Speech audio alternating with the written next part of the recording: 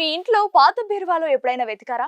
మీ తాత ముత్తాతలు మీకోసం ఏదైనా ఆస్తి వదిలి వెళ్లారేమోనని.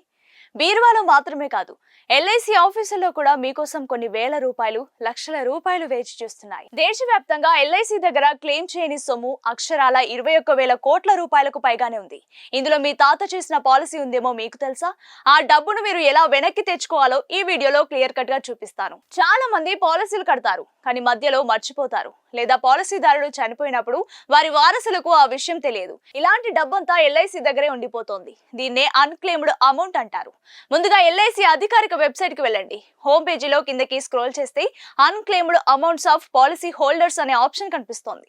అక్కడ మీ పాలసీ నంబర్ తెలిస్తే ఇవ్వండి, లేదంటే కేవలం పాలసీదారుని పేరు, పుట్టిన తేదీ ఎంటర్ చేయండి. ఒకవేళ అక్కడ మీ వివరాలు మ్యాచ్ అయితే ఎంత అమౌంట్ ఉందో చూపిస్తోంది. ఒకవేళ మీ పేరు మీద డబ్బుంటే మీ దగ్గరలో ఉన్న ఎల్ఐసి బ్రాంచ్ ఆఫీస్ కి వెళ్లి మీ కేవైసీ డాక్యుమెంట్స్, వారసత్వ ధృవీకరణ పత్రాలు సబ్మిట్ చేస్తే ఆ డబ్బు నేరుగా మీ బ్యాంక్ అకౌంట్ లోకి వస్తుంది. ఇలాంటి ఇంట్రెస్టింగ్ అప్డేట్స్ కోసం మన ఛానల్ ని సబ్స్క్రైబ్ చేయండి.